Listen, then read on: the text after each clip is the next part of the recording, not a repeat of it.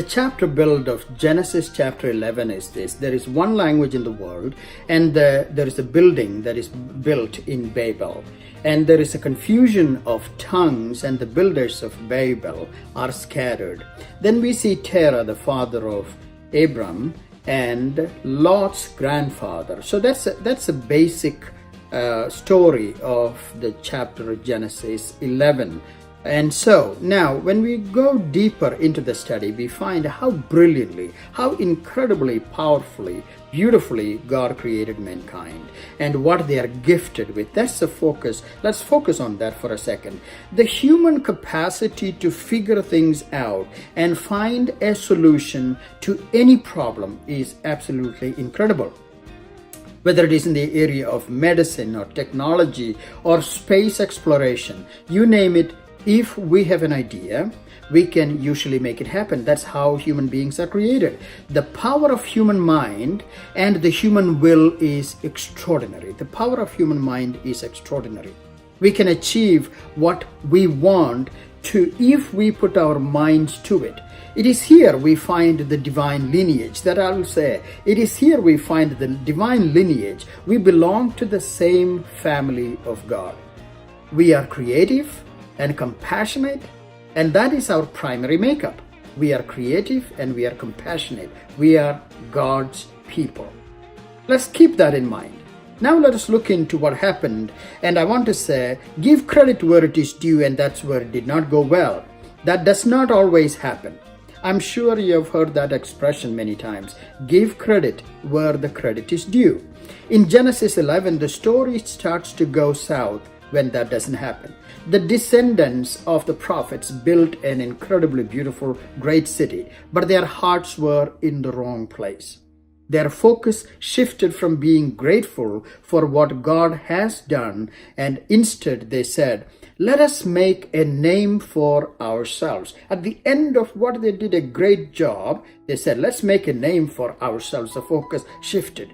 The great nation, a great monument, great hardworking people, a great achievement were all in place, but their pride took over their senses. The pride took over their senses, and that's where it is sad. You've heard this many times, that arrogance destroys. Several people have told me this over the years, that they hate people who let their arrogant self-confidence become bigger than their actual achievement. That's right. It becomes bigger than their actual achievement. The truly great scientists and inventors or philanthropists or politicians, priests or teachers or professors, anyone in their particular field, great men and women in space or under the sea or everywhere else, are those who simply say, or who can say, who have the grace to say, wow, this is magnificent and greater than ourselves. This is magnificent and greater than ourselves. The heart that wonders at the magnificence of the world around them is the heart that is capable of being humble.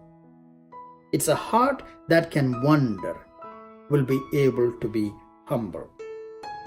And so, from that perspective, we have to say, faith is not absolutism. Faith is not necessarily the absolutism that says God is and does everything, but rather believing that there is more to life than what one really knows. There is more to life than what one really knows.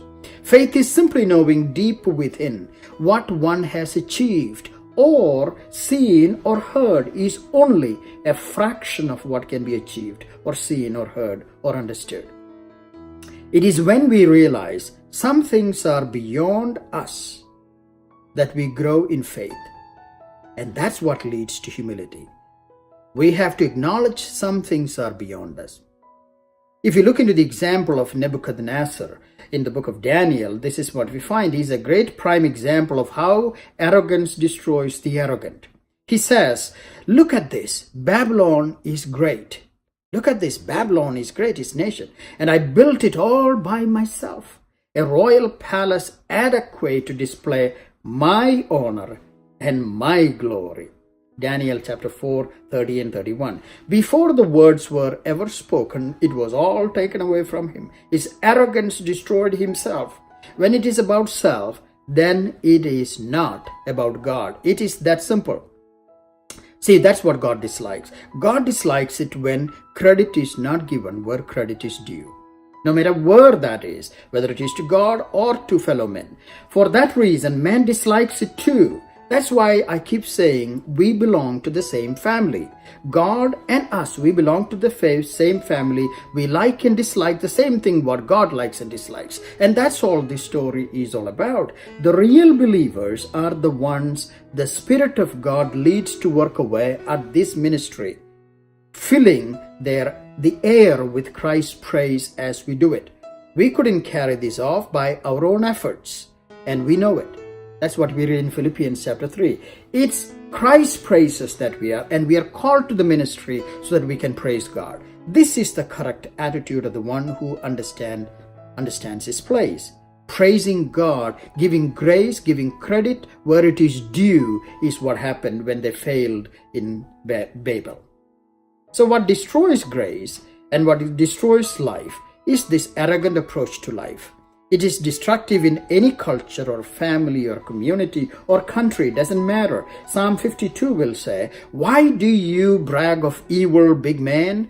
God's mercy carries the day." So it doesn't matter who it is we are talking about, leader, family in the country, no matter who it is, if their person is arrogant, it is sad.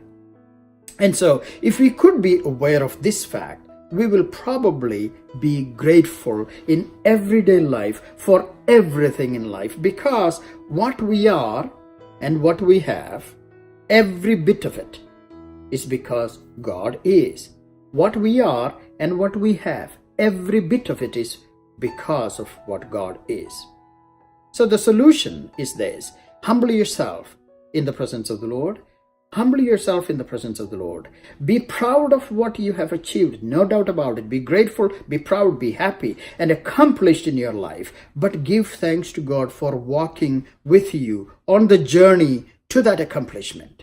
The answer to hard moments and beautiful ones are what we read in Philippians chapter 3, verse 3. Fill the air with Christ's praise. It is pleasant to be around those who praise someone else than themselves. And we have plenty of people who think they have achieved it all by themselves. It is sad and depressing and disappointing to be around people who think they are greater than everybody else. And we have plenty of them around us. Maybe it is in this context, maybe we need to realize what we have built as a nation, as a community, as a people. We need to be grateful to God for the blessings of those who have done this before us, and with the grace of God, that so credit is due, give it to where it is due, and that is God. And that is a good people around us, before us, and after us, not by ourselves alone. Maybe the Tower of Babel has more than just the collapse of this building, but giving credit where it is due, and they failed it. We shall not. Humble yourselves in the presence of the Lord.